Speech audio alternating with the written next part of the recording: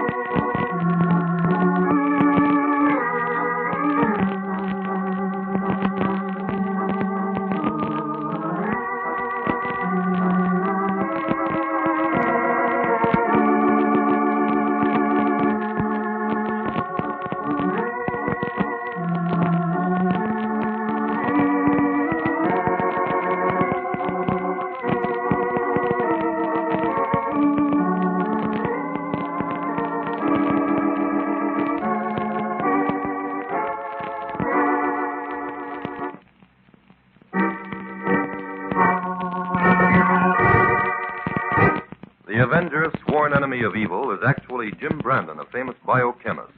Through his numerous scientific experiments, Brandon has perfected several inventions to aid him in his crusade against crime as the Avenger. Most remarkable of these inventions is the highly secret diffusion capsule, which cloaks him in the black light of invisibility. Brandon's assistant, the beautiful Fern Collier, is the only one who shares his secrets and knows that he is the man the underworld fears as the Avenger. And now, the Avenger and the Hooded Circle.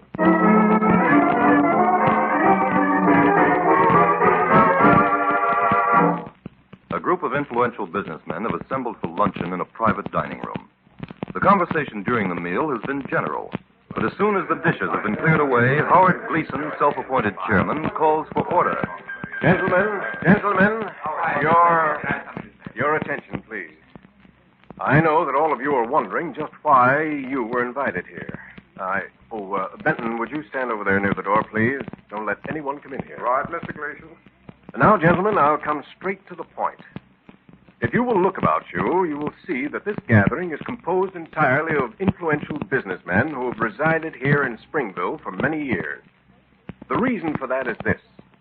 You men have an investment in this town. I mean the real Springville, not the noisy honky-tonk it's become within the past few years. Now, don't you think the time has come for us to protect our homes and investments here and get rid of the grifters who are ruining our city? Just a moment, gentlemen. Let me have a few opinions. Bob Clifford has the floor. Well, I agree with you, Gleason. I think the situation here in Springville has become intolerable. In fact, it's reached the point where the decent citizens must drive out the riffraff or they'll drive us out. But what can we do? You can't just order these people out of town. As long as they're making money here, they'll stay. That's just it. They're within their legal rights. But are we to stand by and let them destroy us because of that? No, something's got to be done. Gentlemen, there is a way to handle this, if you men have the courage to adopt it. Well, what is it? I think you'll find us willing to cooperate. All right. Now, here's the blacklist. Let's see if we agree on that first. Number 1, Ambrose Greer. I think that Greer has stepped on the toes of every man here in one way or another during the past 3 years. Well, let me acquaint you with his latest plan. He is gradually buying up all that old mill property along the west fork of the river. He intends to dam up that tributary and convert its power to his mill. Now, if that happens, our hopes for a state park on that fine land are doomed. Well, he's got to be stopped, that's all. Let me continue, Clifford. Second on this list is Jarvis Peyton. When timber was badly needed, he bought up that forest land beyond the lake and made a fortune chopping it. Now he intends to ruin the entire woods in that section in order to clean up more. Well, that's carrying profiteering a little bit too far. What about that Ringo Tupple who runs the gambling boat out on the river? That place is a disgrace to this community. But what's to be done about it? As far as I can see, all we can do is start the ball rolling to have a few laws enacted to restrain these people. That would take too much time, Benton.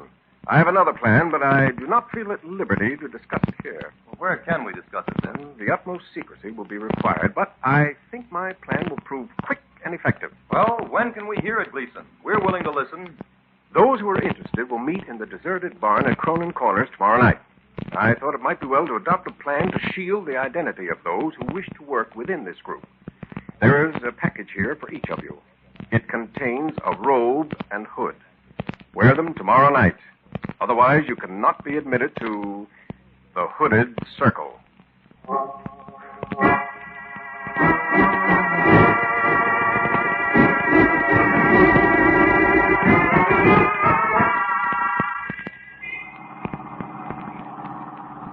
I'm glad you and Fern were able to drive out here to Springville with me, Jim. So am I, Inspector. That anonymous note you received interested me. Inspector, what was in that note to bring you and Jim Tearing out here to Springville? Well, among other things, Fern, it contained a warning that Springville is in for a reign of terror. But isn't this outside your territory? Yes, it is. I called the Springville sheriff about it, but he's laid up, so he wants me to take over for the time being. Well, of course, Inspector, we may be out here on a wild goose chase. An anonymous letter, 9 times out of 10, is written by a crank. Now, this one's worth checking on, Jim. Where do you think we ought to begin? Drive down to the courthouse. I'll make a few inquiries of the officials there.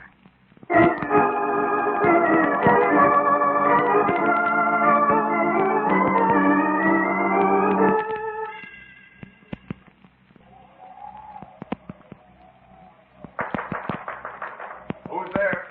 It's number 14, bringing in Ringo Tupple.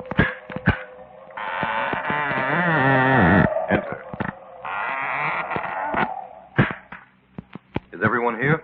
There are 2 less than at the last meeting, but we'll proceed. Sit over there. Say, what kind of a deal is this? Why was I brought here? You're about to find that out, Tupple.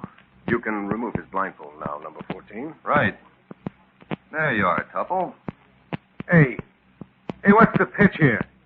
If you hooded guys are trying to put over a joke on It's me... no joke, Tupple. The Hooded Circle is here to decide your fate. Decide my fate? What are you talking about? Just this, Tupple. We find your presence here in Springville undesirable. We want you to clear out entirely or convert your gambling boat into a respectable showboat. And if I refuse? Steps will be taken. Now, listen. I'm a businessman. If it's cut on the gambling profits you're after, we can work out a deal. We don't want your money, Tupple. Our one and only purpose is to rid our city of riffraff and profiteers. We're giving you a choice. Meet our requirements at once, or get out. Well, I've got a big investment here. I can't very well pull out. Then we'll expect the gambling on your boat to discontinue at once. All right. You got me in a tight spot, so I'll play ball. Now I'd like to get out of here, if you don't mind. Oh, you need not be afraid, Tupple. We have no intention of harming you. After the meeting, you will be escorted back to your boat. However, in the meantime, we have a little job for you to do. Now, listen here. I'm a gambler, not a mug. If you have We any... merely want you to shuffle these cards and deal 1 to each member of our circle. What for? Never mind that. Here, take the cards. You will note that all of the low cards have been removed in order that the number of cards equals exactly the number of hooded men gathered around you. Check the deck and tell us if the Jack of Spades is there. Yes, it's here. Then shuffle the cards and deal them. We have a mission for the man who gets the Jack of Spades. Step up, men, and form a circle.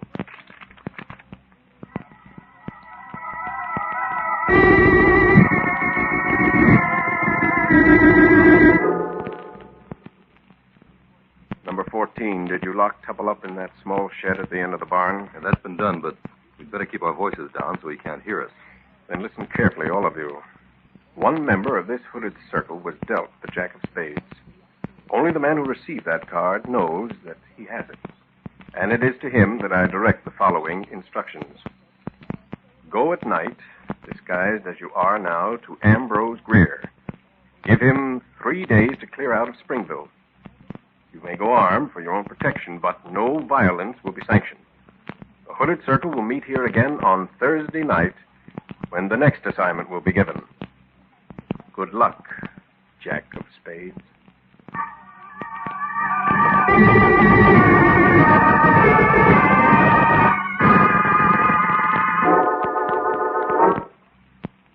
Where's the inspector, Jim? I thought he was to meet us here on the porch of the hotel. He's still out trying to trace that letter, Fern. Have you made any headway on that, Jim? No, and I'm glad we haven't. So glad. Why? Because that means it probably was the work of the crank, and that no reign of terror is threatening Springville. I hated to think that perhaps a group of citizens here had decided to take the law into their own hands. You think that's what the letter implies? Yes, and that sort of thing, regardless of its intention, is vicious and unpatriotic. It should have no place in a civilized society where the law of the land is the best law for each individual living under it. You're right, Jim. Oh, here comes the inspector now. And he looks as though he swallowed a canary. Jim, we've hit on something big here. What have you found out, Inspector? Come upstairs, Jim. In 10 minutes, we're going to have a very interesting visitor.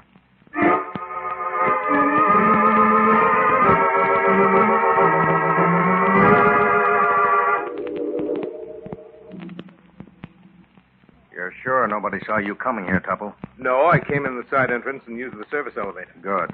Sit over there and we'll get down to business. Thanks, Inspector. Now, Tupple, repeat that story you told me to Brandon here. Well, it's like this, Mr. Brandon. I run that big gambling boat on Calla River. Last night, some guy waylays me on the dock, sticks a gun in my back, and blindfolds me. Next thing I know, we're in a car driving like mad. Any idea of the direction? No, I lost all sense of that. Go ahead. Well, anyway, in about a half an hour, I find myself in a big deserted barn someplace, surrounded by about 20 guys in robes and hoods. They call themselves the Hooded Circle, Jim. Oh, that letter was on the level, then. It looks that way. Well, go ahead, Tupple. Well, these guys warned me to get out of town or cut out the gambling on my boat. I could see that they meant business, so I agreed to cut out the gambling. Get to the part about the cards, Tupple. Yeah, that was the craziest part of the whole thing. They gave me cards to deal out to the men. And the man who got the jack of spades was elected to pull some kind of a job. What was the job? I don't know. They locked me up after that, and I couldn't hear much of what was going on. You did hear something, though. Well, as far as I could make out, they had it in for somebody by the name of Spear, or, well, maybe it was Greer, some name like that. Oh. Have you any idea who that might be? No, I've been trying to figure that one out all morning, but I can't tie that tag up with anybody I know around here. Well, thank you, Tupple. You've been a great help to us. We'll go right to work on this. For the time being, Tupple, and for your own safety, you'd better not take a chance on getting in touch with us directly. But keep your ears and eyes open. I sure will, Mr. Brandon. If anything develops, suppose you telephone Miss Collier here at the hotel. Veil your message carefully. The inspector and I will figure it out. And thanks again.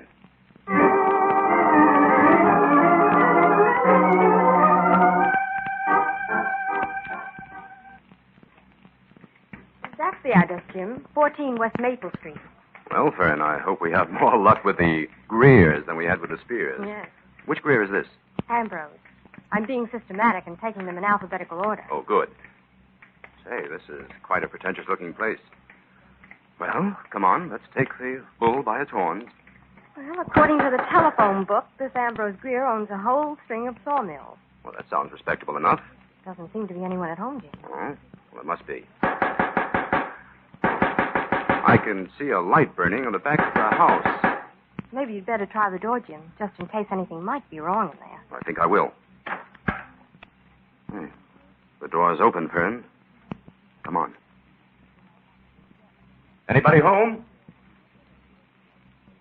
He would hardly have left the door unlocked if he went out, would he? I don't think so. Let's investigate that light on the back of the house. All right. Through the hall, here.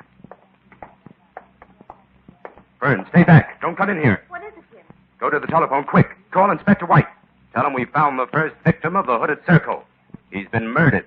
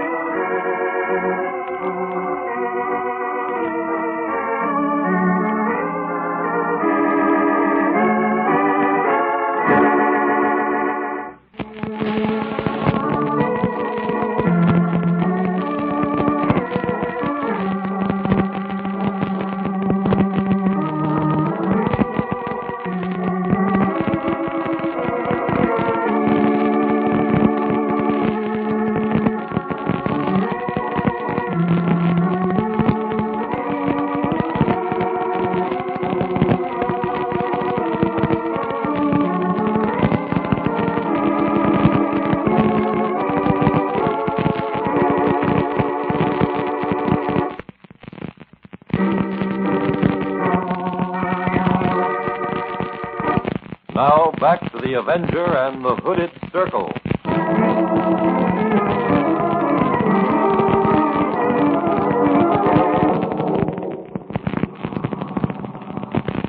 Oh, there, just ahead is the third barn we picked out for the plane this afternoon, Fern. This one's in a much more deserted section than the other two, Jim. Well, let's pull up and see. Oh, there's been some cars around here recently. Look at those tire marks. Hopeful sign. Come on, Fern, let's investigate the barn. This is the place. I'm surprised that the door isn't locked. It's got a big latch here on the inside. We'll leave the door open so we can see. Fern, this is the meeting place, all right. Look, here are the remains of several candles, and here's the wrapper from a pack of cards. Well, what now, Jim? Tuttle said he was locked in a small shed at the end of the barn. Let's look for that. Jim, here's the door. This must be it. Yes. This is the shed. Everything ties up there. Yes. Now we've got to get back to town as fast as we can. I want to put in a telephone call to Tupple. Tupple? What for? I want a complete description of those robes and hoods. For just one meeting, the inspector and I are going to pose as members of the Hooded Circle.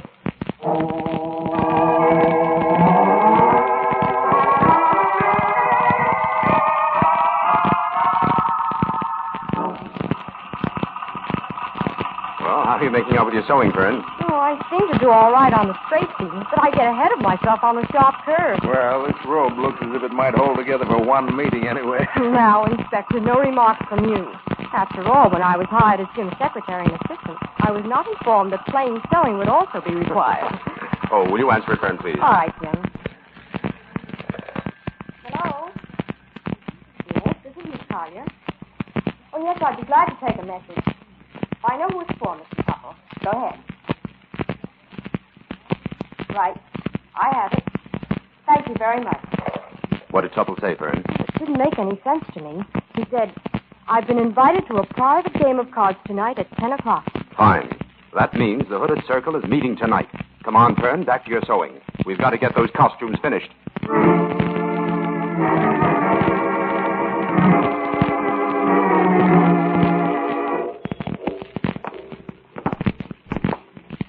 Here's the shed where we hide, Inspector.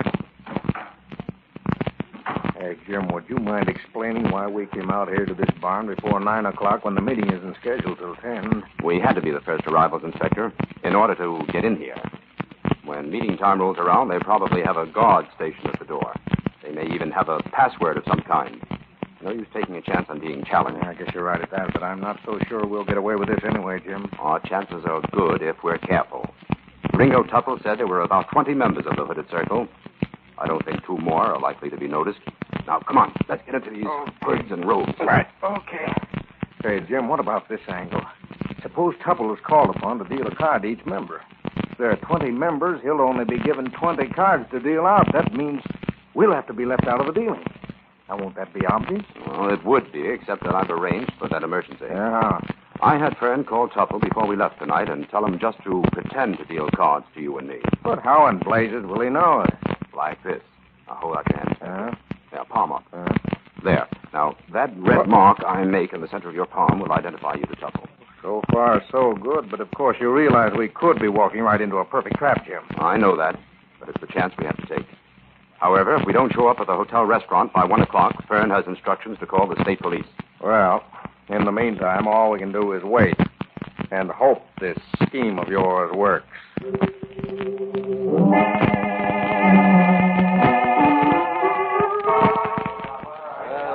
Quiet, please. Quiet. The meeting of the Hooded Circle is called to order. The first and most important matter to be brought before this meeting is the unfortunate fate of Ambrose Greer. The circumstance would indicate that someone present here tonight killed Greer. I find it very difficult to believe that. But if it is true, that man must be punished for his crime. Who received the Jack of Spades at our last meeting? Will no one answer? Order, please, order, order. Well, who that man was, only he himself knows. Greer must have been killed in self-defense. No member of this circle would kill in cold blood. But what's all this the newspapers are saying about Greer being robbed? I don't believe those stories have any basis in fact. However, let this tragedy be a lesson to all of us to act cautiously and wisely in the future. Nothing more than a warning must be given to these others on our list. Well, who's next? Let's get this over with. Jarvis Payton. Tell him his timber cutting days in Springville are over. Give him 48 hours to get out of town. Payton's away on business. He won't be back until tomorrow morning. That'll be time enough. Now, bring in Tupple. We'll let him cut the cards. Right. The man who gets the jack of spades will handle this next assignment. And I would caution him once more. Give Payton a warning. Nothing else. Here's Tupple. Oh, here you are, Tupple. 20 cards. Each man will leave as he receives his card. Now, shuffle and deal them, Tupple. For a better Springville.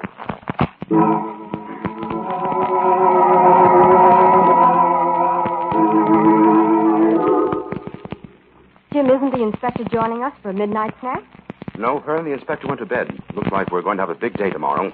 He found out plenty at that meeting tonight. We did. Well, you're not going to hold out on me, are you, Jim? You can wait another day, can't you? You do know who killed Greer, then? Yes, and by this time tomorrow, the criminal will be apprehended. Oh, I hope so. I'm anxious to get away from Springville and its hooded circle. Well, one thing was evident at that meeting tonight. The hooded circle is composed of a group of amateurs. No professional troublemakers have moved in yet. That ought to make it easier to dissolve. But how are you going to expose Greer's murderer, Jim? A man by the name of Jarvis Payton is next on the list to be visited by a member of the hooded circle. Payton lives alone in the timberland beyond the lake. He'll arrive home from a business trip in the morning. And I think he's marked for murder. And if I know you, you're going out there tonight to wait for him. Right, Fern. The Avenger must be on hand in the morning when Payton's murderer arrives.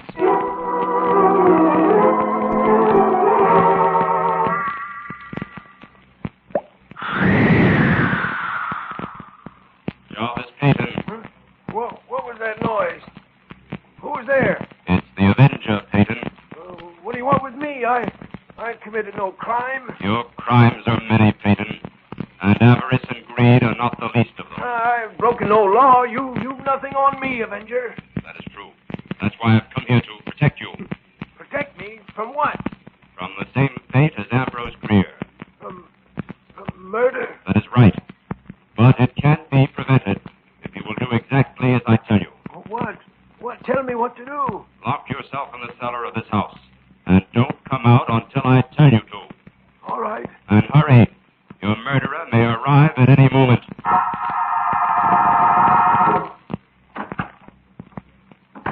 Payton? Payton, where are you? Got a message for you. Payton, I know you're in here. I saw you arrive. Don't be afraid. It's a member of the hooded circle. I've brought you news that might save your life. Then why have you come with a gun in your hand? Who's that? Who spoke to me? Come out or I'll shoot. You can't see the Avenger, but he can see you.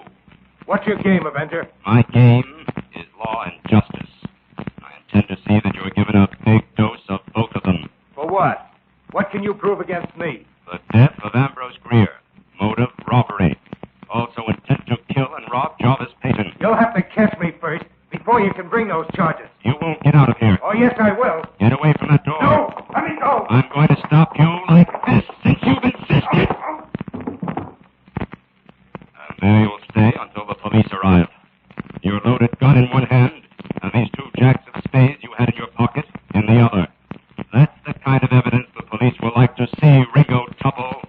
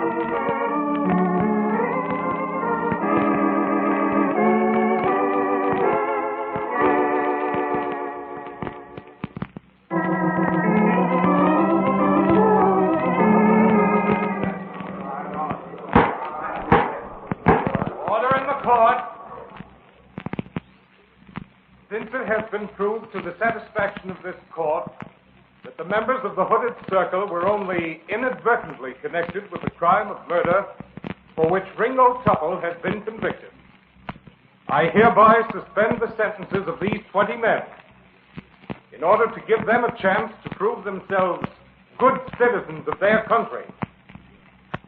These men are not blameless, and they will be held answerable to this court for their actions at all times. Therefore, I would warn them to remember this. Pride in one's native city is not sufficient reason to set oneself up as a good citizen.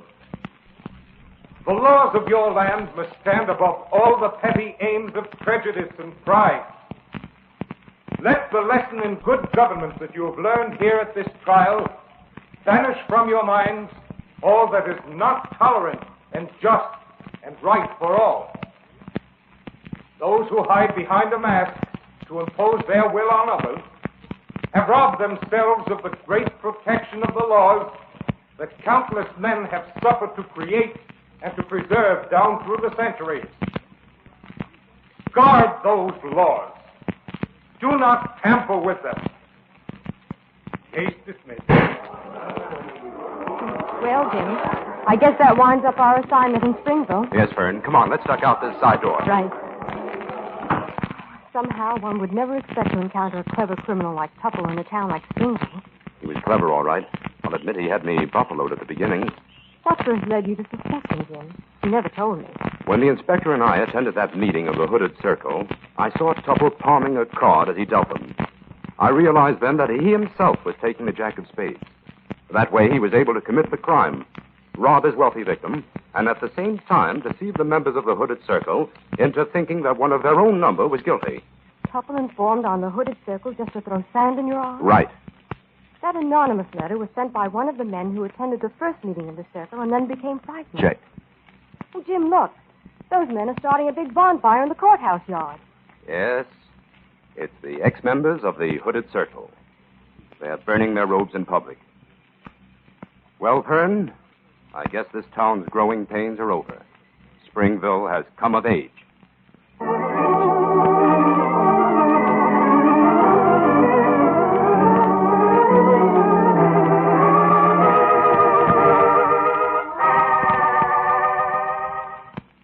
All characters, names, places, and plots used in the Avenger program are fictitious.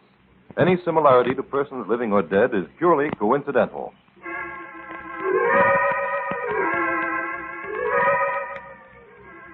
This is a thought. A thought. A thought. Remember, listen for another adventure of... The Avenger.